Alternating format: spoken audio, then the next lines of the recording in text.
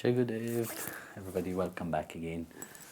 So, today is a very cool and fresh, actually for me, cold day in Sri Nilaya. So, it's funny, today I was just reading something, some people sent me a message. I was just reading about one actor, famous Indian actor who passed away.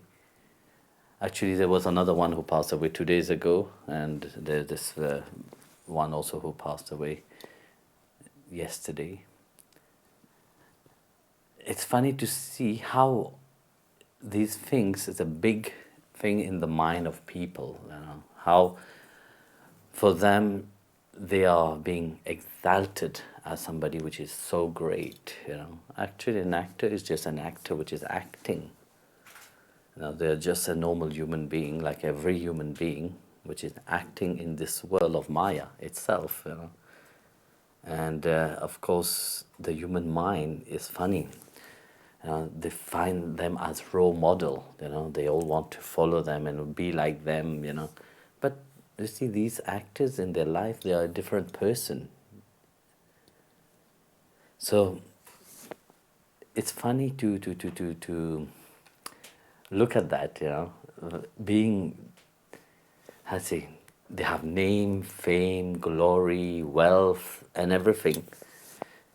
But yet, like I was saying a few days ago, death, when it come, you don't look at all these things, It come equally for somebody which is a beggar on the street and a rich person, So looking at the picture of that actor, just wrapped in a white cloth, and there everybody would look very humble. It's funny how in front of death people look so humble, look down and miserable, because they have no idea, of a life beyond that. They don't know what is beyond that. For them, they see only the outside reality. Of course, we must have respect to that body which is there, but it's just a body. That's why, you see, in life, as long as you have life inside of you, this is the only time when you can really do things.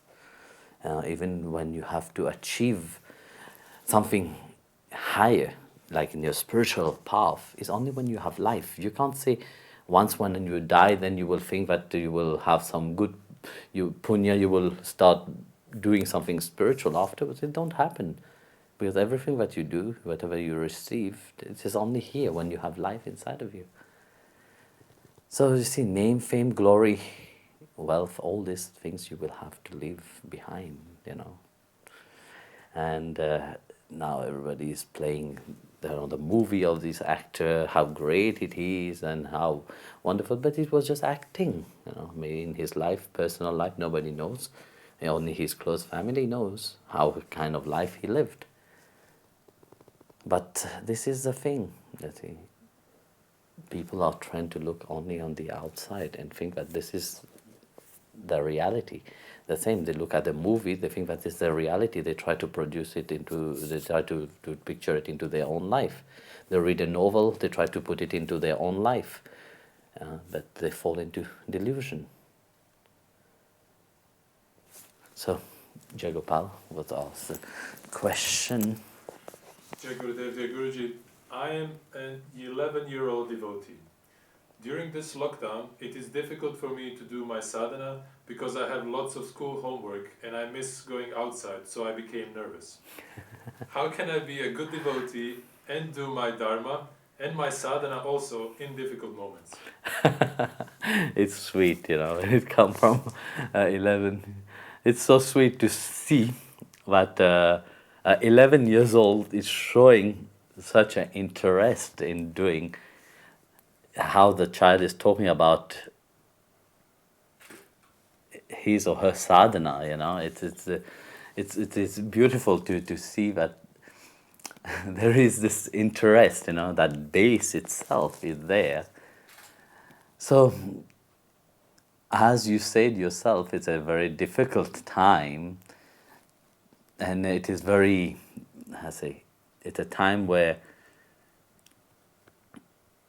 everything have changed, for many people. And for some people, their sadhana has get more intensified, even by doing all the other things. And for some people, it is very difficult. But you see, this is what Krishna said: changes. Life goes on. This is one thing that is constant in one life. It is changes, and we have to adapt with the changes when it comes. So, in this time right now, when you have, what is the question? You have lots of things to do? Yeah, because a lot of homework. You see, you have a lot of homework to do. Of course, you have to concentrate on your homework. But as you have a little bit of free time, just do some chanting. Just think of, just chant Om Namo Narayanaya, Om Namo Narayana, whenever you have time. So, it's funny, when you are going to school, somehow you have more time. But now everything has become digital, everything has become computerized, and of course it become completely different. Even me, I have to adapt, you see. I start to give darshan online. Yesterday it was the first one. We did it with residents, actually. It was interesting. What is the most interesting thing was, but first it was very quick. And secondly, to look at the camera and not having the people, the sanghas, together. But that doesn't matter now, because the Guru dwells in the heart of the devotee, and in the mind of the people also. So that makes it much easier in that way. So you see, not only you have homework, you say, me too, I have some homework to do. Also I have to adapt to the time now, but the blessing is the same. So whenever you have a little bit of time, just chant, Om Namo Narayana, and just think of the Guru wherever you are, whatever you are doing. You see, note one thing, that you are not alone. The Guru is with you, and that blessing and the grace of the Master, you carry it with you when you have the mind focus upon. So. Dear Guruji, I am a white woman of a European culture. I feel awkward when wearing a sari, like I am pretending to be Indian.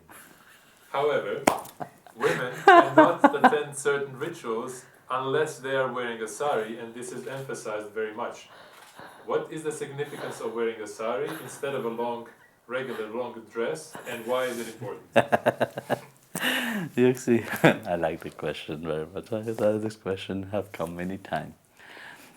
It's true, it's not that you have to wear a sari.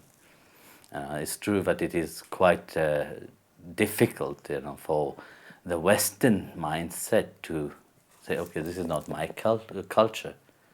But you see, if you are a devotee and you have adapt yourself to a certain tradition, you have to also take part into that, So you participate into that. No, it's not a culture, it's a tradition, when you are doing certain worship, you are doing it with a certain dress code also.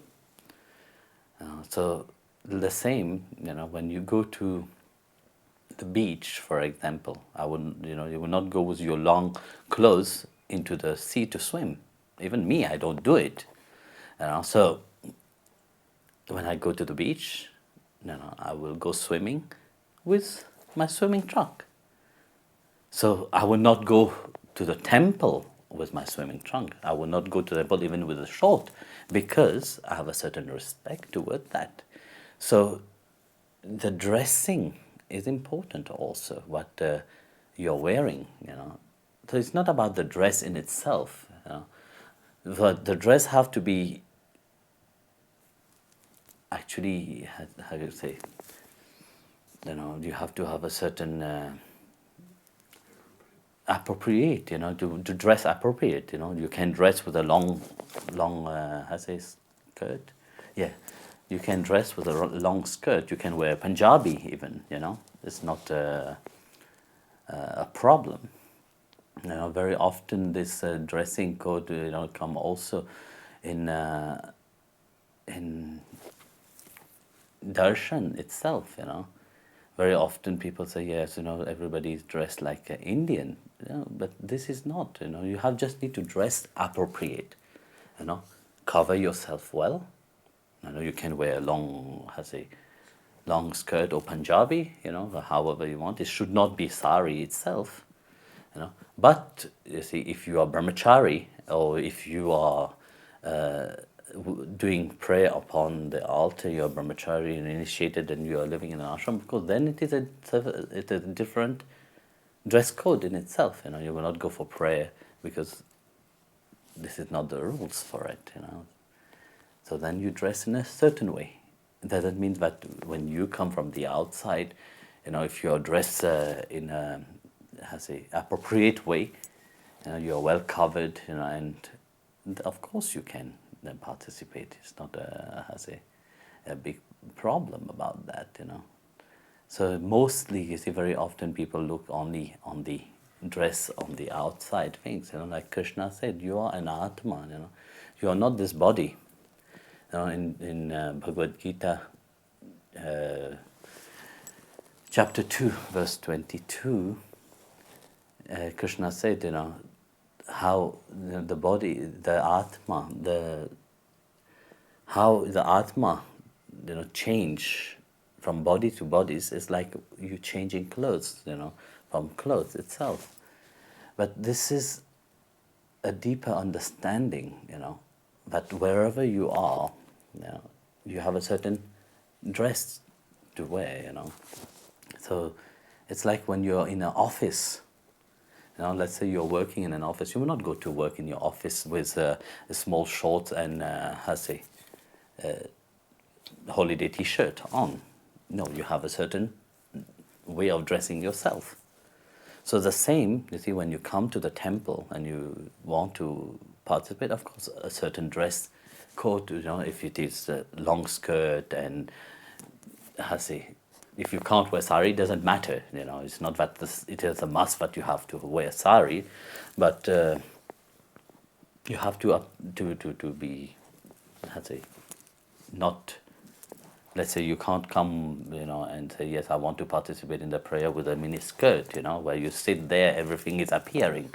Very often it happens, you are laughing, but it is true. I have had experience myself when I'm sitting there singing bhajan. Some people are sitting on the chair, with mini skirt, when they are sitting, and very often, like you said, a white woman, very often they don't have any notion that how they sit even, they sit with their leg or fully open, and you're sitting there, looking at the altar nicely, and then you turn behind to look at what the offering, and you are face with that leg open there, and see everything, and of course it's shocking, then you have to call one Mataji and say to the Mataji, please can you go and tell that person please to sit in an appropriate way, or to dress in an appropriate way.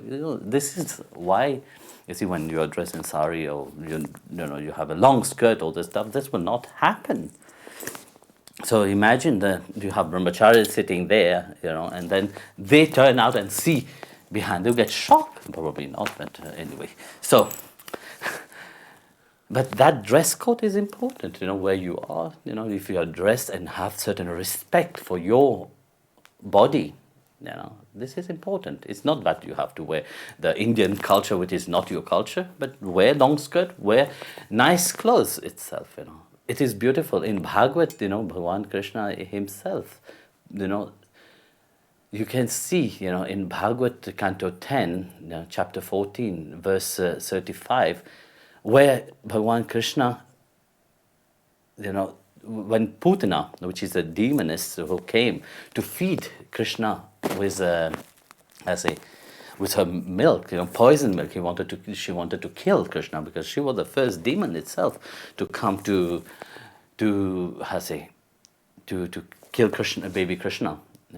But Krishna accept that, because she was dressed and disguised herself as a gopi. So she came dressed as a gopi. So due to that, Krishna accept also that. So even being dressed like that, this demoness was liberated. So you see, when you are dressing yourself also, it have a certain impact of who are you representing. You're on the spiritual path, you're representing also that path itself. So then you show a certain interest into that. So it's the same thing when you look at people going to gala, for example. They don't wear much. And this is how the mentality of a mind of which is focused onto the outside reality. So for them, less you wear, better it is. Because they don't concern about that. They're concerned only about how they look on the outside. But for you also, you concern how you look from the outside, but for a different reason. Your aim is different. So that's why we have to see also, that's why also how you dress also have a certain impact also upon yourself also. What the use of dressing, you don't feel, you dress in a certain way, you don't feel, at ease. Earlier I was saying about the brahmachari, of course they have a certain dress code when they come for prayer. For them it is strict. But when they go to the field to work, of course they would dress normal. So just bear in mind, it's only about, to dress in an appropriate way, whether you are Mataji or Prabhu. It's not that every Prabhu have to wear the dhoti and kurta to come. No, you can dress in trousers and shirts and t-shirt also come, So it's not a problem, but it just have to be decent only. Beloved Guruji, you once told us that Narada had to be born 34 more times just because, I think you said 84. 84, yeah. Just because he had the desire to have a vision of Narayana again.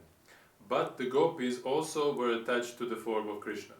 What's the difference between them and what does this mean for us? Okay, why we have to find different always, this is one thing that I don't understand in the mind. Why we have to compare one devotee with another one devotee. Of course, you see, if you understand this in a, limited way, say, okay, yeah, Narada is so great, he have to be born 84 times, and then the Gopi, which is also, but we have to understand something. Narada, in the Narada Bhakti Sutra, he explained, that when Narayana said to him, because you desire that, because when he incarnated first time, you see, he have to go through this penance, he have to go through this transition, which he have to go through step by step, to be able to transform himself. Even when when we look at his life itself, first was his mother, then his mother got bitten by a snake, and she passed away, then he went to the ashram, and so on, So when we look at his life, he was still longing for the Lord. He was still on the process, say, yes, I want you, but that the longing was not sublime itself. It was not, but at all time he could perceive the Lord, whereas the Gopi was different, The Gopi, in their mind, they could perceive Krishna at all time. They were doing everything, their mind focused upon Krishna. So this is a different one mind which is longing for him, yet Krishna is still separate from him. But those Gopi who had the longing, they have already passed through that. Through many lives also they have gone through that. For many lives they have done many penance for that.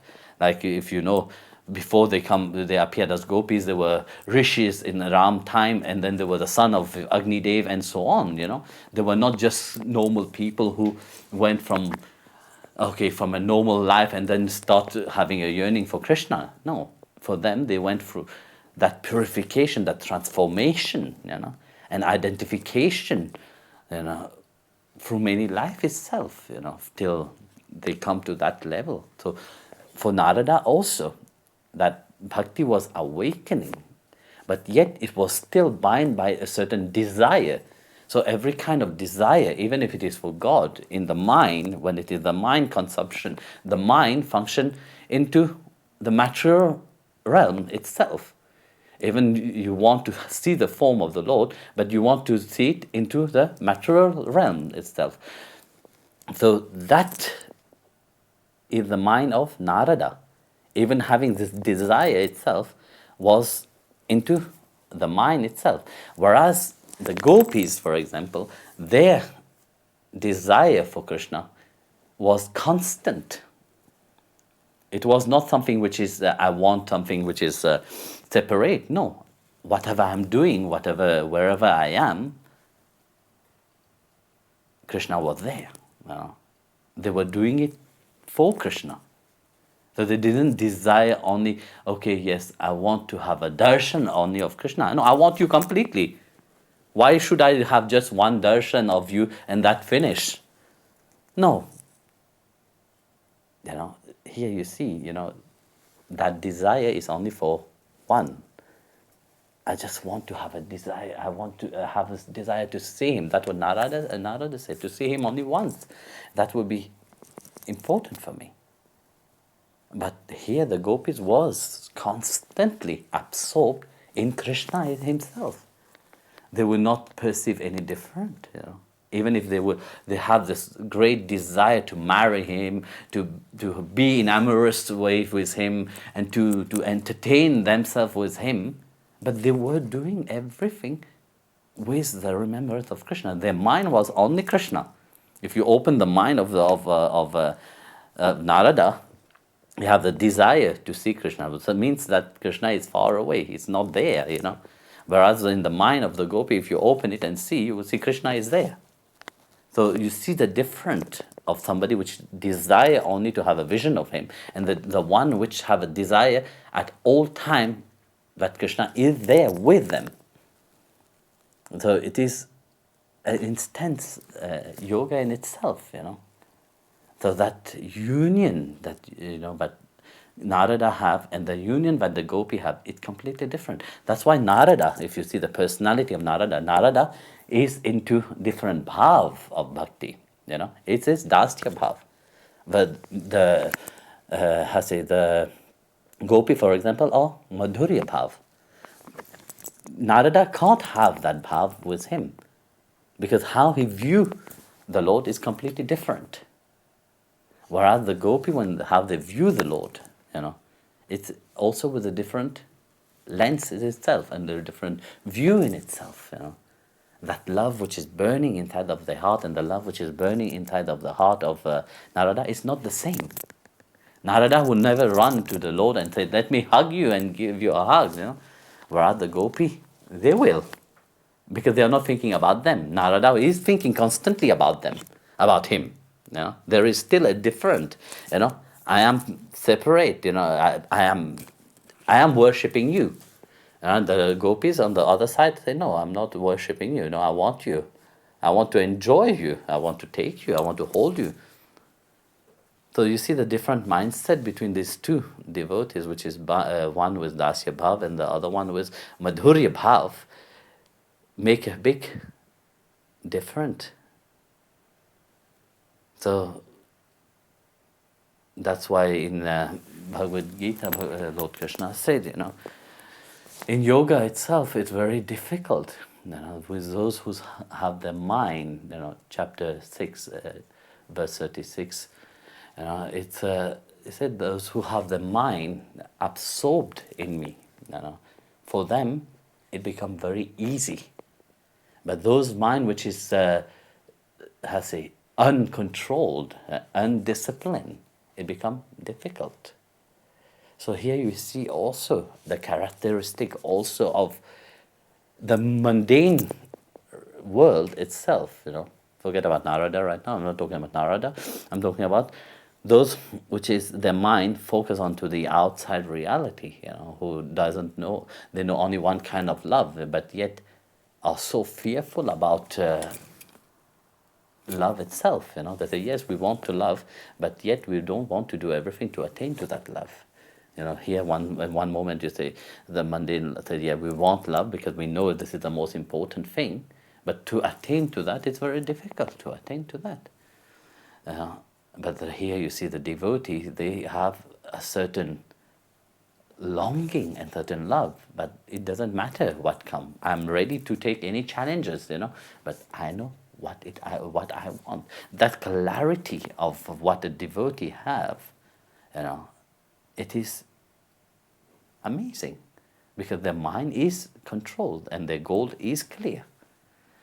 So, coming back to the question, you can see that also into Narada, who is portraying of a journey itself towards complete detachment, complete this awareness. That's why Bhagavan said, okay, it will be nice for you, to be born again. It's not he don't see it as a curse, he see it as a blessing that Bhagavan have given him, and into that he can deliver something which is deeper itself. 84 life as a devotee, I can give something more great to the world itself, where other Gopi have already given. Gopi is the result of that. He is not going through these things. No, this is a culmination of what they have longed for. And this is the aim, The aim is to attain the lotus feet of the Lord himself, at whatever I'm doing, wherever I am. And this is what is the Gopi represent. Jai Gurudev, dear Guruji, why are so many people in the Sangha not active despite suggestions, speeches and invitations?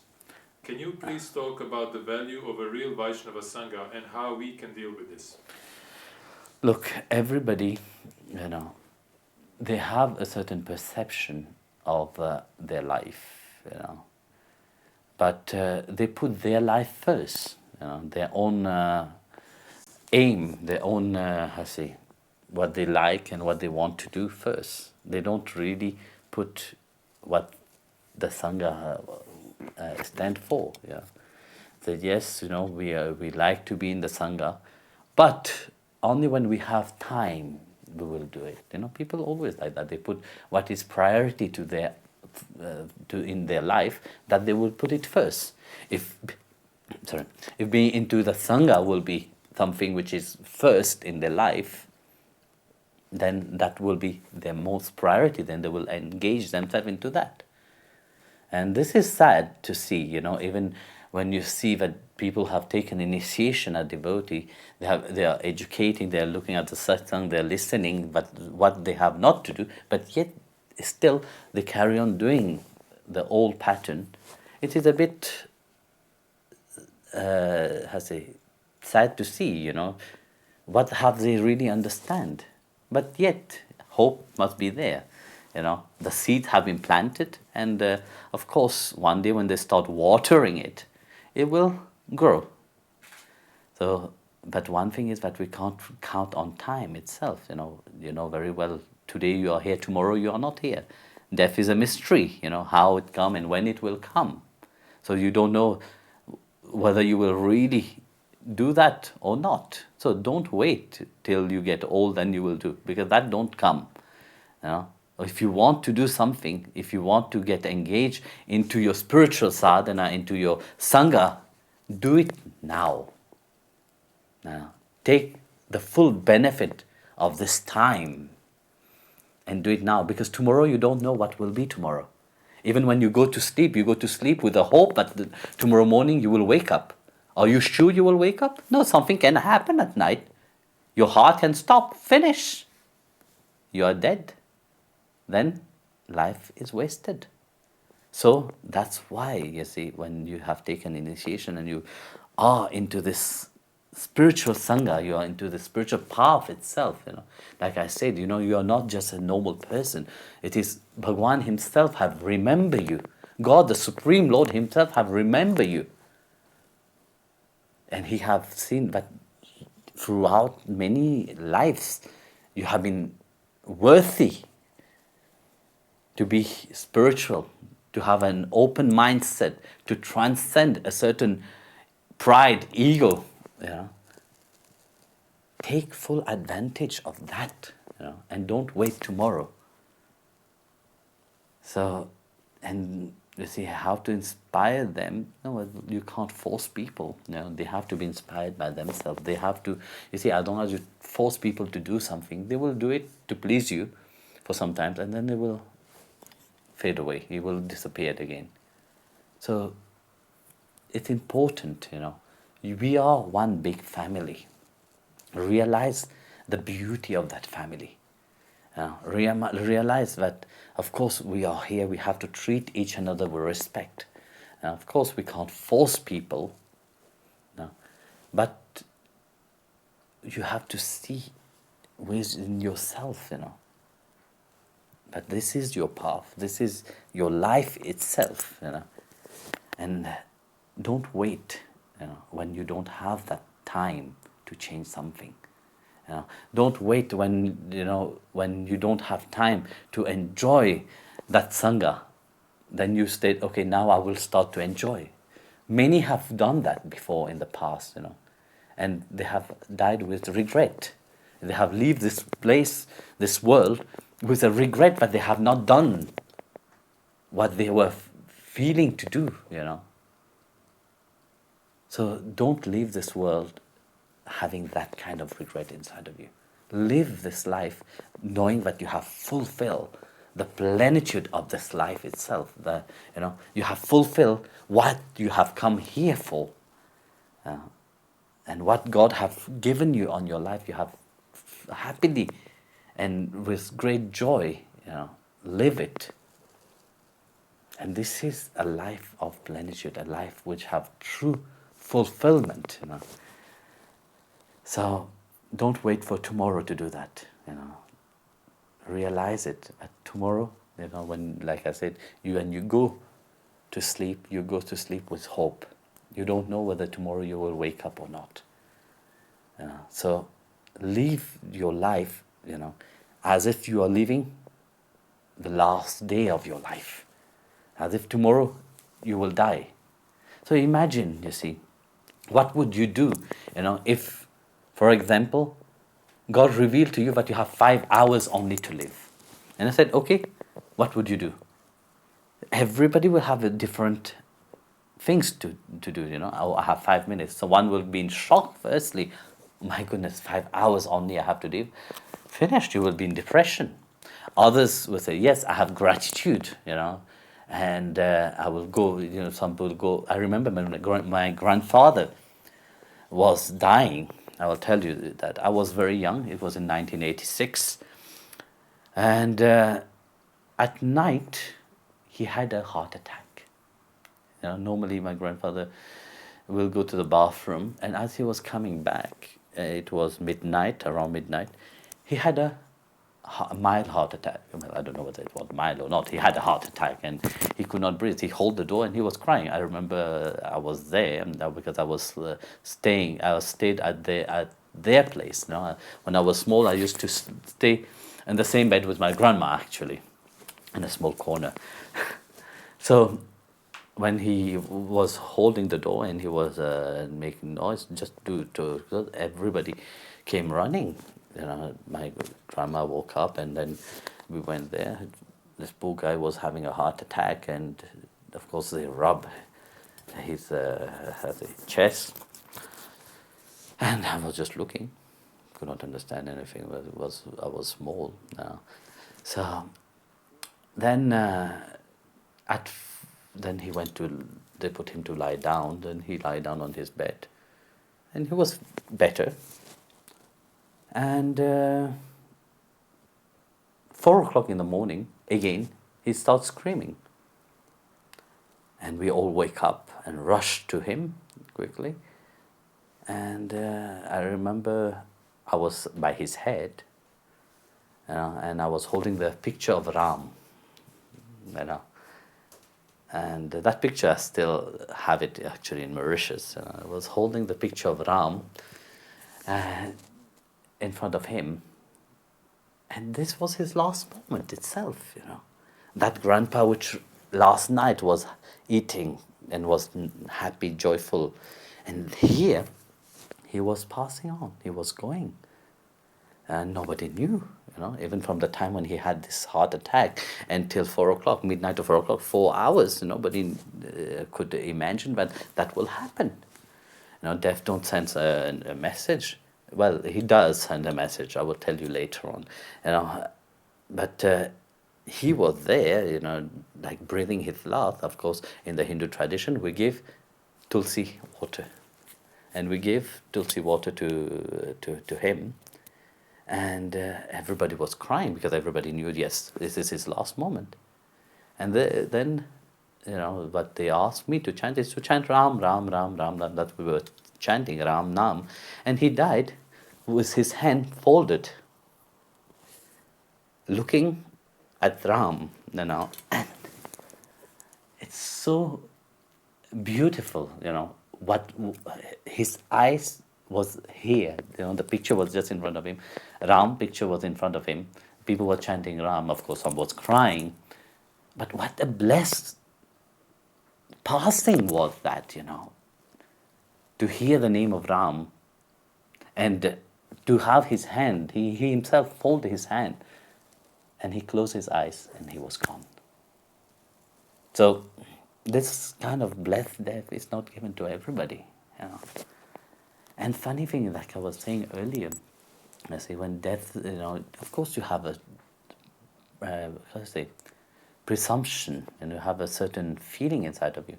So a few days before, he went around to everybody around in the surrounding, the neighbors. He went around and asked for forgiveness. He asked for everybody, if ever have offend you in your life, in this life, please forgive me. That he did 3 days before he passed away. So you see, you don't need to wait for that time to happen. You have to be gratitude, now when life is with you, what life have given you. Firstly, to be born as a human being is such a great blessing itself.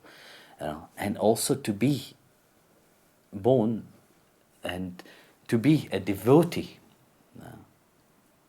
from whatever background you come from, you are a devotee. You belong to Bhagwan himself. You belong to Giridhari. You are his.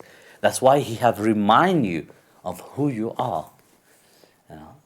And he have planned these sanghas, to bring you closer to him, so that your mind get purified, so that when you pass on from this world, you fulfill your dharma, why you have come here for. So enjoy, the sangha, enjoy the companion of devotee, because that what is truly yours, And very often, you think that your family is yours, you think that your friends is yours. No, they are not yours. Who is truly yours is your spiritual family. That what is truly yours. And if you understand that earlier and live accordingly, you will be an inspiration for others also. So just be inspired, even if it is hard sometimes, because you see in a Sangha there's different kind of people, different kind of mentality, but always centered everything what the Guru tell you, and always find the teaching of the Guru into that and follow that. Jai Gurudev.